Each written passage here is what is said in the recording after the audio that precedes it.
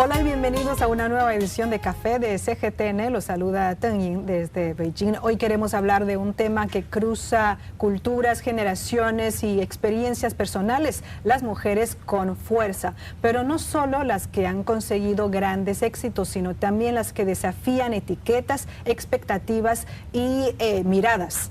Para ello contamos con diferentes perspectivas. Me acompañan mis colegas, mis queridos colegas, Wen Xian y Daniel Triado. Bienvenidos, gracias por compartir este espacio conmigo. Muchas gracias. Muchas gracias a vosotras.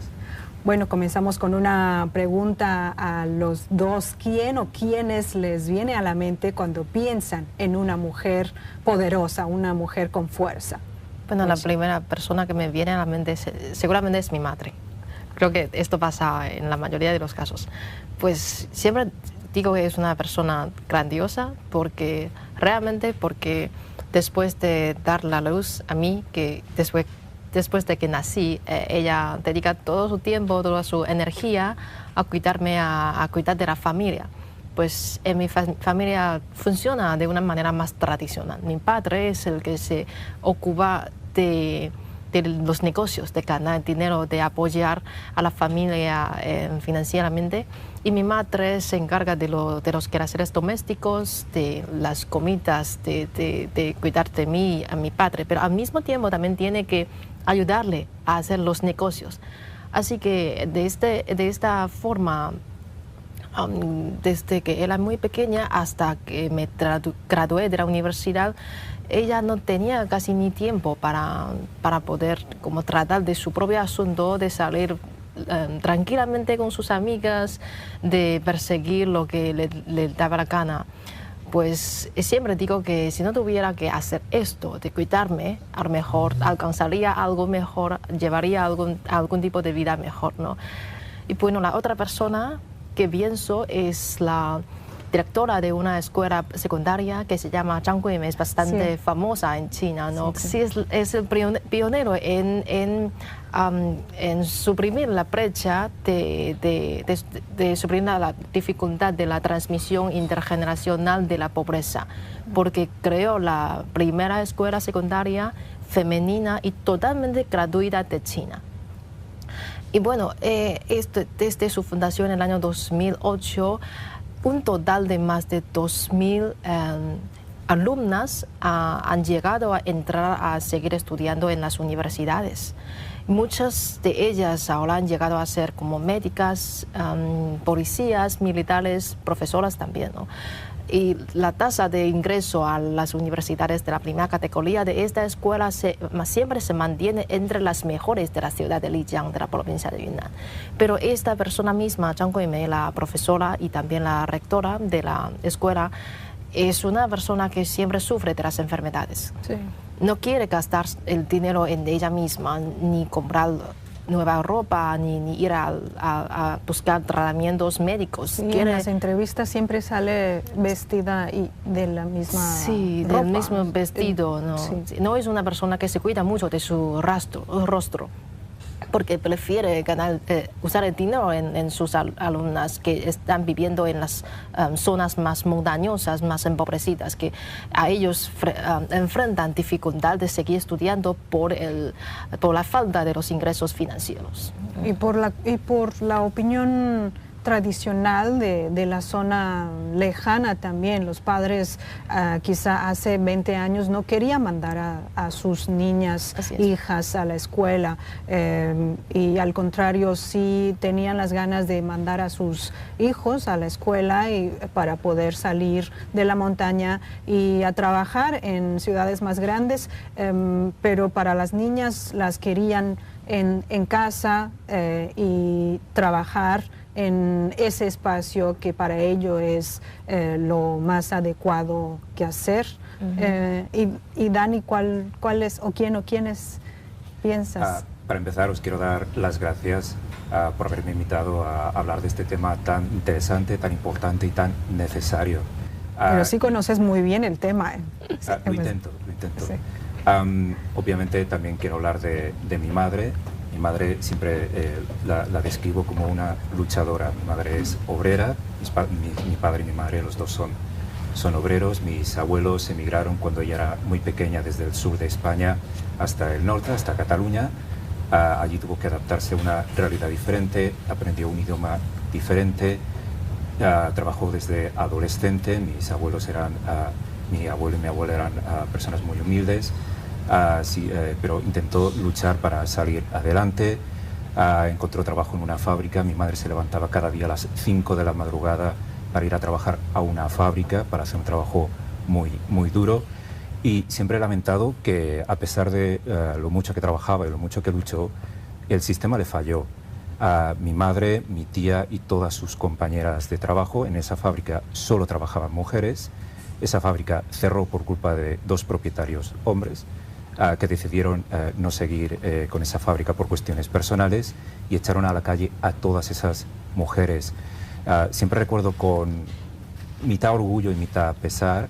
Hay imágenes en televisión española de mi madre, de mi tía, como decía, de todas sus compañeras encerradas en la fábrica, reivindicando sus derechos porque sabían que se iban a quedar sin trabajo con 40 años y sin estudios. Sabían que la consecuencia de perder el trabajo iba a ser muy dura y muy difícil para ellas.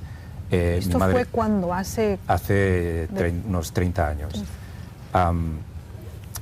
Yo era muy joven, claro, veía esas cuestiones de forma muy extraña, porque no entendía por qué de repente mi madre, que, como decía, se levantaba cada día a las 5 de la mañana por cuestiones ajenas a ella, tuvo que perder el trabajo. Hizo trabajos, pequeños trabajos durante muchísimos años, pequeños, y no pudo jubilarse hasta los 67 años. Por eso siempre he dicho que el sistema falló a mi madre. Y por eso la considero una luchadora. Mi madre no ha tenido una vida fácil, pero hemos salido adelante. Sí. Y de hecho, cuando por culpa de la crisis el que perdió el trabajo en España fui yo, en 2010, cuando muchísima gente en España perdió el trabajo por culpa de la crisis económica, la persona que más me entendió y más me apoyó fue mi madre, porque vivió una situación similar, el haber tenido que perder el trabajo por cuestiones ajenas, circunstancias ajenas a lo que vales o a lo que te esfuerzas. Por eso, como Weishen, como vosotras, entiendo, cuando se me pregunta a una mujer con fuerza, siempre pienso en mi madre. Bueno, para mí también pienso en mi madre, en primer lugar, porque pues, ella, al contrario de la familia de Weishen, mi mamá es muy rebelde, tiene 2 hermanas y 2 hermanos, pero ella es la más rebelde de la casa. Desde pequeña ella siempre quiere lo mejor para ella misma y luchó con sus hermanos para conseguir ya sea juguetes o recursos en la escuela. Y en mi familia, ella y mi padre y yo, ella siempre está ocupada por su trabajo, por su profesión, siempre le da la gana de ir a la oficina en vez de quedarse en casa haciendo las tareas. Entonces en mi casa cocina mi papá, hacen los deberes mi papá y me cuida mi papá. Pero cuando era pequeña no le entendía. Pues siempre los niños le tenían a sus madres cuidándoles a ellos. Pero ahora que estoy más grande, cada vez la entiendo mejor. Pues ella lo que ella quiere es una carrera profesional para ella misma y gracias al apoyo de su familia, de sus padres, de sus hermanos, ella ha podido desarrollar y tener una profesión que ella se siente orgullosa y es un ejemplo para mí también en la vida que hoy estoy viviendo. Pero me interesa saber si en una familia tradicional como la de Weishen, desde pequeña, ¿escuchabas o no las frases que quizá a la gente mayor les gusta decir a las niñas? Una niña no debe hacer esto, las niñas deberían de hacer otra cosa. ¿Hay alguna frase que escuchabas frecuentemente y se convirtió quizás en una guía para ti, ¿o no hay? Bueno, aunque mi familia funciona de una manera más tradicional, pero yo no era tan obediente. Cuando era muy pequeña, era una chica muy rebelde. Hacía todo a lo contrario de lo que decían mis padres. Y bueno, porque jugaba con los amigos vecinos y muchos de ellos son chicos. Por eso cada día, si no había clases, salíamos al parque a subir a las montañas, a subir a los árboles, a correr como una locura. Por eso mis padres siempre me decían que yo no parecía una chica, sino más un chico. Aún así no me decían cosas como no deberías hacer esto, deberías hacer cosas más chicas, deberías hacer cosas como tal, pero ellos no. Ellos me dejaban con suficiente espacio, con suficiente libertad para que pueda como vivir una infancia más feliz. Pero bueno, sí me daban consejos como debería, cómo protegerme si quería ir a jugar por las calles, porque vivía con mis padres en la ciudad de Xiamen, es una ciudad costera, sí. Hace mucho sol, los rayos ultravioletas son muy fuertes. No llevaba camiseta de manga larga, no llevaba las gafas, los sombreros, ni la crema para contraer el sol. Por eso el tono de mi piel es un poco más oscuro que las otras chicas de mi edad. Bueno, luego, poco a poco, con el tiempo, también estoy más grande y les entiendo mejor y ahora no soy tan rebelde. A veces les entiendo, también les puedo saber cuidar. Creo que es una libertad que me ha dejado ser quien soy hoy día. Bueno, mis padres no me decían nada, ni mis abuelos, pero siempre hay vecinos que me decían, las niñas no gritan, las niñas no corren rápido, deberías de quedarte tranquila, callada. No sé cómo es la situación en España. Entiendo que es similar. En mi caso, mis padres por suerte no me educaron en roles patriarcales. Mis padres, como decía, mi padre y mi madre eran los dos obreros, trabajadores. En mi casa se inculcó la cultura del esfuerzo. Hay que trabajar. No se me decía, como eres chico tienes que jugar al fútbol, como eres un chico tienes que hacer esto o lo otro. Yo adquirí mis pasatiempos a raíz de jugar con mis amigos o mis amigas, no con lo que se me decía en casa. Sí quería comentar, porque me gustaría también preguntaros a vosotras, cuando yo era muy pequeño y miraba dibujos animados, por ejemplo, sí que me llamaba mucho la atención que las madres siempre estaban en casa, las madres cocinaban, las madres limpiaban, el padre trabajaba. En dibujos animados, claro, en España se ven muchos dibujos animados de Japón y de Estados Unidos, que son culturas muy conservadoras, y de ahí esos roles tan marcados, y necesariamente las madres de casi todos los protagonistas de los dibujos que yo veía estaban siempre en casa limpiando. No sé si pasa también en China. Sí, también vimos esas animaciones de Japón y de Estados Unidos, y de producción nacional también tenemos a Tato Arce Papa, que siempre tiene a la madre con delantal. Con el delantal, y siempre está en casa llamándole al niño a hacer sus tareas y cuidando a la familia. Pero creo que por otra parte también tenemos la cultura de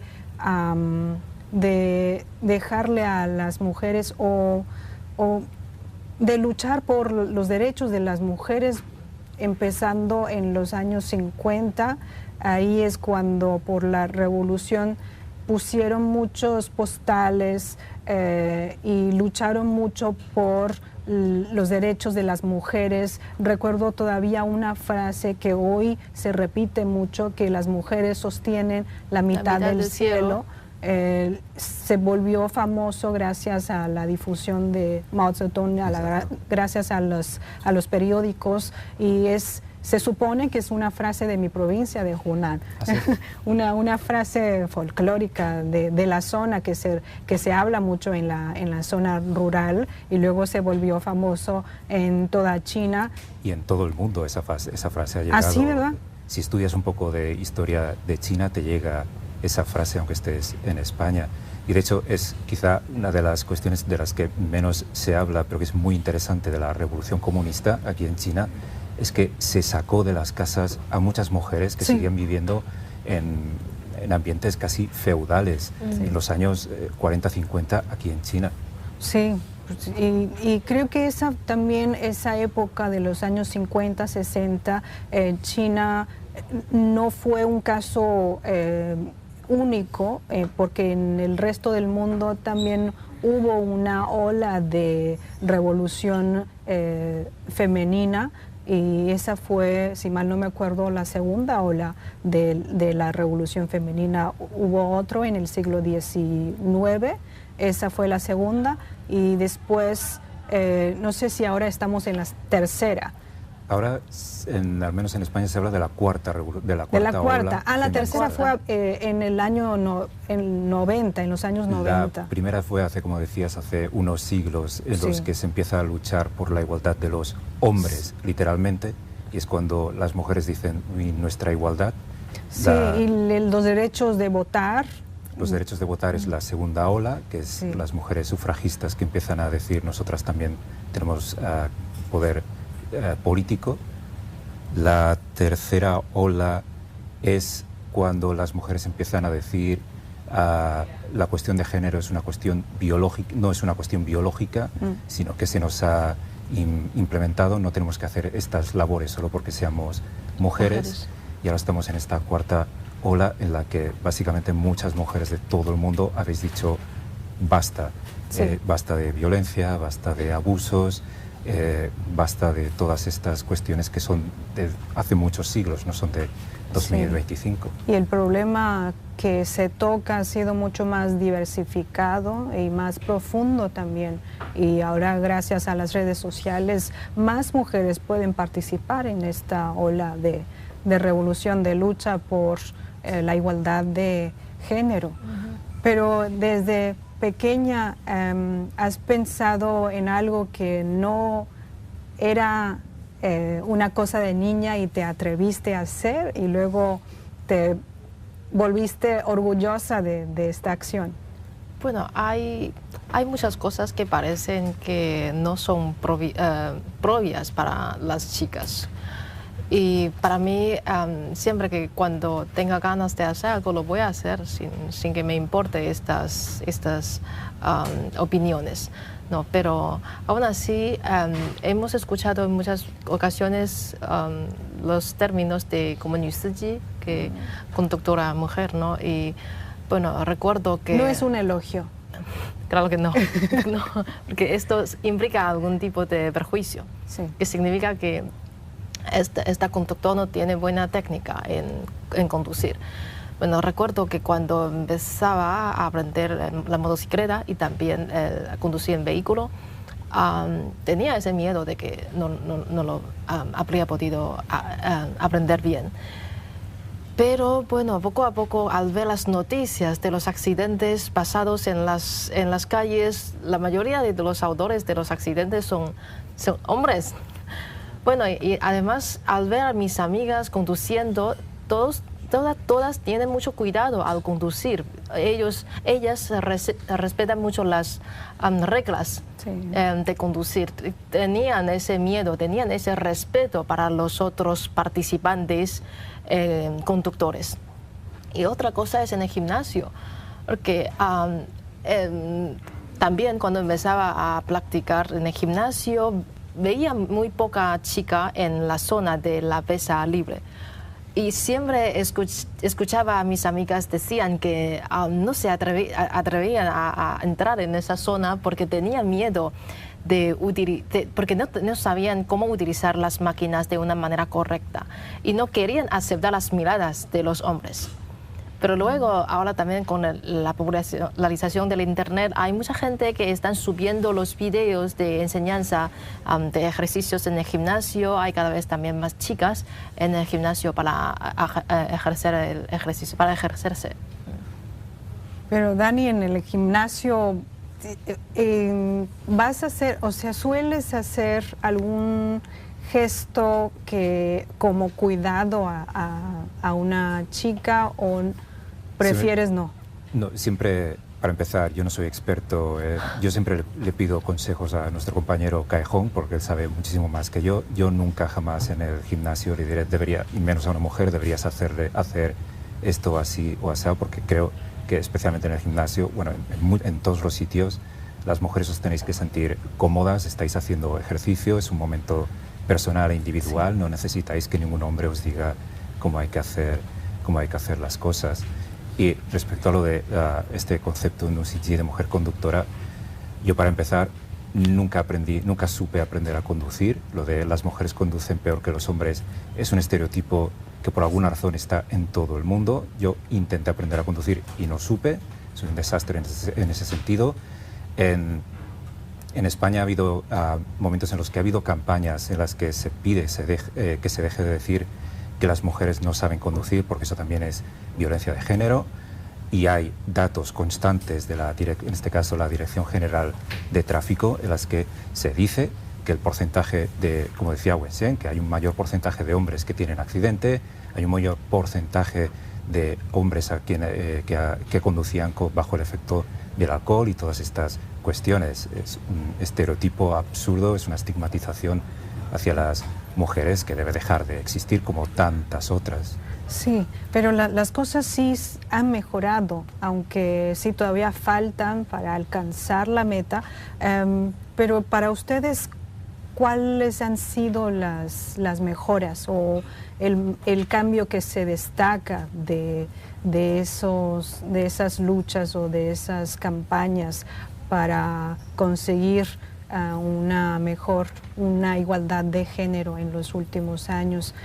¿Ahora se expresa de una forma con más libertad o se puede perseguir una profesión con más libertad, o qué cambio destacarían ustedes de esas luchas? Yo creo que lo más importante es que las mujeres pueden estudiar y trabajar. Porque yo creo que el ingreso financiero, la independencia financiera es muy, muy importante para las mujeres a controlar su propio poder de decidir qué quiero hacer o qué no quiero hacer, ¿no? Y bueno, estos cambios, yo creo que estos cambios son gracias al rápido desarrollo del país y también del mundo, ¿no? Porque se necesitan más personas, más talentos, sea hombres o mujeres. Así han ofrecido las oportunidades para las mujeres a entrar a estudiar y a trabajar.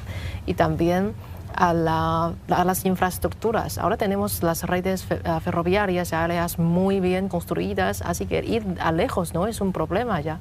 Puedes ir a lejos para buscar mejores oportunidades de estudios, de trabajo. Y también la popularización, el desarrollo de Internet, que nos permiten ver la vida de las otras mujeres que está en otra ciudad o incluso en otro rincón del mundo. Sabes que podemos vivir de distintas maneras. Esto nos han ampliado el horizonte para ver las posibilidades que existen en nuestra vida. Sí, este año hasta en los programas de comedia he visto muchas más mujeres participantes contando sus historias, y es mucho más divertido que las ediciones anteriores. Así es. Y ellas ahora tienen ese coraje de expresarse de una manera de comedia. Es más accesible para la audiencia a entenderlo. Aquí en China, los últimos años, ha habido como muchísimas películas hechas por mujeres, no solo para mujeres, sino para hombres y mujeres, que han tenido muchísimo éxito y que están normalizando muchas cuestiones que antes eran quizá un tabú, que no tienen por qué ser un tabú. Películas como Her Story, Hi Mom, YOLO, Sister, muchísimas películas que mucha gente está yendo a ver y que tienen éxito de crítica. ¿Y viste algunas de ellas? Todas. Todas. Her Story me encanta, muy buena Sí. película. A mí también. Y están normalizando cuestiones que no tienen por qué ser un tabú, cuestiones relacionadas con las mujeres. Como comentábamos antes, muchas mujeres llevan muchos años ya diciendo, no, basta, esto no es normal, no tenemos por qué sufrir abusos, no tenemos por qué dejar que se nos toque o se nos digan cosas. Está muy bien que alcéis la voz, cada vez más hombres, espero, os escuchan. ¿Por qué las mujeres no pueden ir a la escuela? Es algo que es muy difícil de comprender. Sí, se nos va muy rápido el tiempo. Tengo una última consulta para los dos, porque no puedo terminar esta grabación sin mencionar este tema. Me gustaría conocer si para ustedes es un tema falso o no el equilibrio de la familia y trabajo. Todavía estamos viviendo en una sociedad patriarcal. Sí. Por eso estas responsabilidades familiares siempre las ponen, o incluso todavía tienen esta tendencia, esta costumbre de poner estas responsabilidades a las mujeres. O sea, las tareas domésticas, los trabajos a cuidar del niño, de la familia, todavía son considerados gran parte del trabajo de las mujeres. Y yo creo que eso también se tiene que ver con los roles que están desempeñando los hombres y las mujeres. Como hemos mencionado, que está cambiando la mentalidad también de los hombres, porque ahora muchos hombres son conscientes de que estas cosas no son cosas de mujeres, también son parte de su trabajo. Si no quieren hacer estas cosas, a lo mejor no va a poder casarse con su mujer querida, no va a poder tener un hijo porque su mujer no quiere dar a luz sin alguien le apoye. Así que, y también la participación activa de las mujeres en el mercado laboral, que las mujeres estamos trabajando. Así que ahora no son los hombres los únicos que están trabajando para ganar el dinero, para apoyar la familia de la manera financiera. Por eso la división de este tipo de tareas están dividido en la parte de los hombres, o sea, entre los hombres y las mujeres.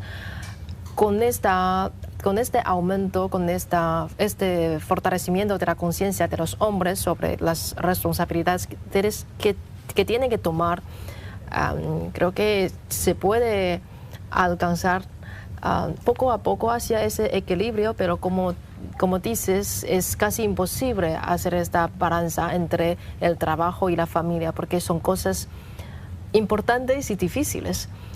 Pero cuando las mujeres no tienen que preocuparse tanto por la familia, que tiene alguien que le a lo mejor alivia un poco de esta parte de trabajo, puede enfocarse más en su trabajo, en su profesión. Sí, al final lo importante es poder elegir cuál será mi enfoque, ¿no?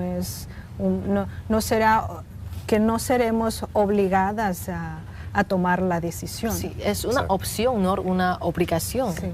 O sea, se trata, no soy yo quien le va a decir absolutamente nada, se trata de que las mujeres luchéis por vuestras necesidades, no por las necesidades de los demás también.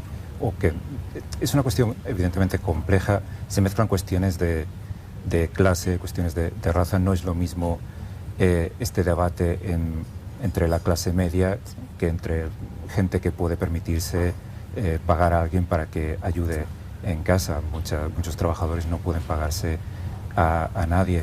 Se trata de que las mujeres no tengáis que hacer más sacrificios que vuestra pareja. Se supone que tiene que ser mitad y mitad. En mi casa, por ejemplo, mi padre era quien hacía el desayuno, quien me levantaba y quien me llevaba al colegio porque mi madre estaba trabajando. Se trata de debatir esas cuestiones. En mi caso también. En tu casa también. Sí.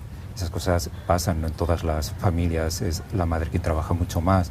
Ha habido avances, no se ha solucionado todo, aún hay que seguir teniendo debates como este. Ha habido avances para aumentar la baja por maternidad, también ha habido debate sobre la baja por paternidad. Los padres también tienen derecho, evidentemente, a estar en casa y cuidar de sus